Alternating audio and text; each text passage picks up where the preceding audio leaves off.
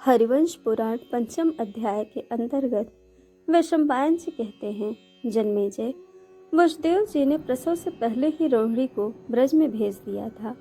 जब उन्होंने सुना कि रोहिणी ने पहले ही से एक पुत्र को जन्म दिया है जिसका मुख चंद्रमा से भी अधिक कांतिमान है, तब वे तुरंत ही कंस का कर चुकाने के लिए अपनी पत्नी सहित मथुरा में आए।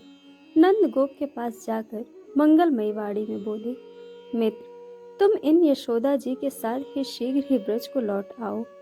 तात वहां जाकर उन दोनों बालकों को जात कर्म आदि संस्कार से संपन्न करके ब्रज में ही सुखपूर्वक उनका पालन पोषण और संवर्धन करो। ब्रज में रोहिणी के गर्भ से उत्पन्न हुआ जो मेरा शिशु पुत्र है, उसकी भी रक्षा करना। भाई, मैं तो पितृपक्षों में पुत्रवानों के द्वारा निंदनीय ही होऊंगा, क्योंकि मैं ऐसा भाग्यहीन हूँ कि अपने एकमात्र शिशु पुत्र का मुख नहीं देख पाता हूँ। यद्यपि मुझे इस बात का ज्ञान है कि सुख दुख और संयोग वियोग आदि प्रारब्ध के ही अधीन है, तथापि निरंतर बना रहने वाला भय मुझे बुद्धिमान की भी बुद्धि को बलपूर्वक हर लेता है। इस निर्दय कंस से मुझे सदा यह डर लगा रहता है कि कहीं ये मेरे शिशु का भी वध न कर डाले। अतः तात नंद गोप, तुम मेरे पुत्र रोहिणी कुमार की जिस उपाय से भी रक्षा कर सको करो।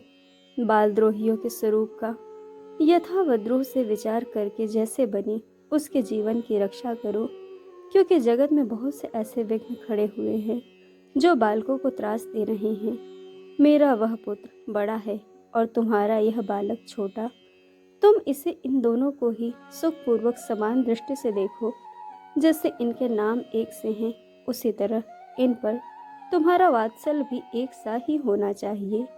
नंदगोप, इन दोनों की अवस्था प्रायः समान है। ये दोनों जिस तरह साथ साथ तुम्हारे उस ब्रज में बढ़ते हुए शोभा पा सके, वैसा यत्न करो। बाल अवस्था में सब लोग खेल कूद में मन बहलाते हैं। बालकपन में प्रायः सभी मनुष्य मोहग्रस्त रहते हैं, उन्हें कर्तव्य का बोध नहीं रहता, तथा बचपन में सभी बात बात पर बहुत चिढ़ते और रूठते हैं। अतः बच्चों की इन सभी दशाओं में संभालते हुए उनके लालन पालन के लिए प्रयत्नशील रहो। देखो, वृंदावन में किसी तरह भी गौओं को ठहरने का स्थान न बनाना। वहाँ निवास करने वाले पापदर्शी केसी से तुम्हें सदा डरते रहना चाहिए। वन में सांप, बिच्छू, कीड़े मकोड़े तथा पक्षियों में और गोव्रज की गौओं तथा बछड़ों से इन दोनों शिशुओं की तुम्हें सदा रक्षा करनी चाहिए। नंदगोप, रात बीत गई, तुम तेज चलने वाली सवारी पर बैठकर शीघ्रता पूर्वक यहाँ से पधारो। ये दाएं बाएं उड़ने वाले पक्षी मानो तुम्हें जाने के लिए कह रहे हैं, विदा दे रहे हैं।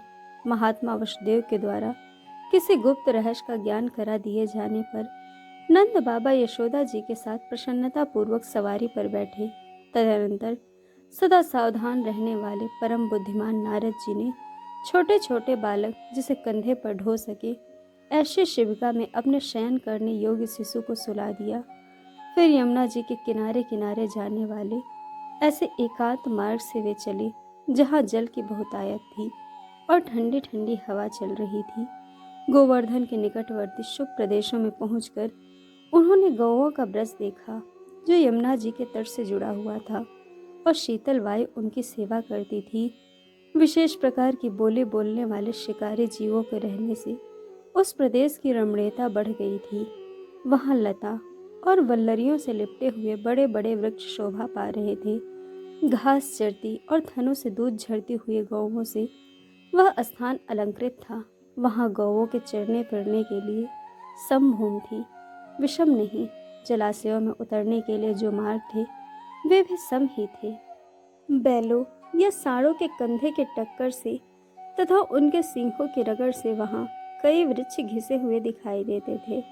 वहाँ गीध और मांस भक्षी बन बिलाव आदि के पीछे मांस की इच्छा रखने वाले बाज तथा वसा और मैदा खाने वाले गीदड़, चीते और बाघ सिंह आदि लगे हुए थे।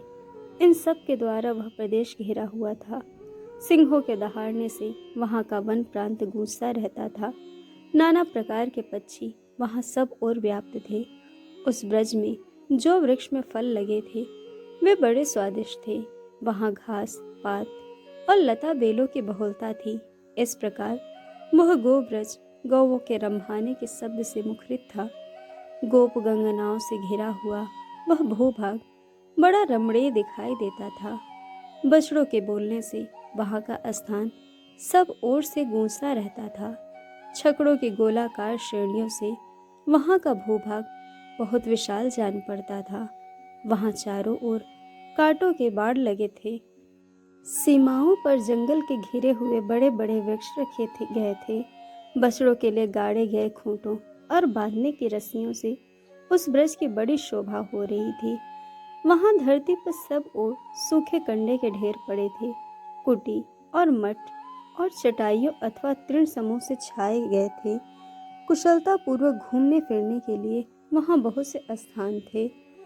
उत्तम लक्षणों से युक्त भट्टों के प्रचार से वह ब्रज समृद्धशाली प्रतीत होता था।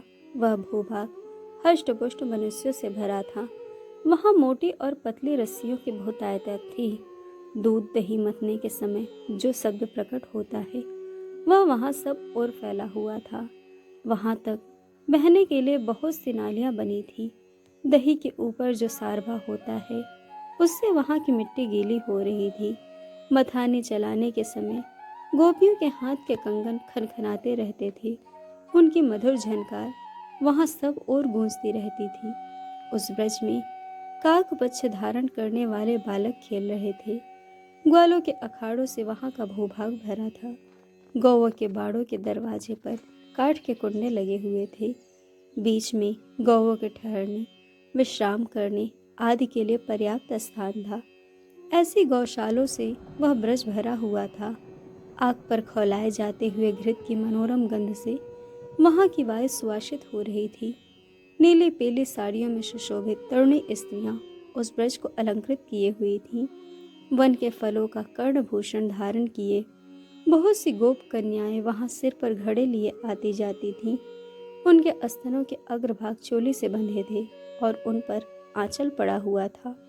यमुना जी के तट पर गए हुए मार्ग से जल लाने वाली उन गोप कुमारियों से वह ब्रज घिरा हुआ सा जान पड़ता था। ग्वालों के शब्द से गूंजते हुए उस गोप ब्रज में प्रवेश करते समय नंद राय जी को बड़ा हर्ष हुआ। वृद्ध गोपों तथा बड़ी बूढ़ी स्त्रियों ने आगे बढ़कर उनका स्वागत किया। तत्पश्चात उन्होंने चारों ओर से घिरे हुए उस सुखदायक आवास स्थान में रहने के लिए रुचि प्रकट की। वासुदेव जी को सुख देने वाली रोहिणी देवी जहाँ रहती थीं, वहीं उन्होंने ब्रज में गुप्त रूप से रहने वाले बाल सूर्य के समान तेजस्वी श्री कृष्ण को सुला दिया। इस प्रकार से महाभारत के अंतर्गत विष्णु पर्व में नंद जी का गोव्रज में गमन विषय 5वां अध्याय पूर्ण हुआ। दोस्तों, कथा आपको कैसी लगी यह हमें कमेंट करके ज़रूर बताइएगा और चैनल को सब्सक्राइब, वीडियो को लाइक शेयर करना बिल्कुल मत भूलेगा। वीडियो देखने के लिए आप सभी का बहुत बहुत धन्यवाद। जल्द मिलेंगे हरिवंश पुराण कथा के अगले अध्याय के साथ।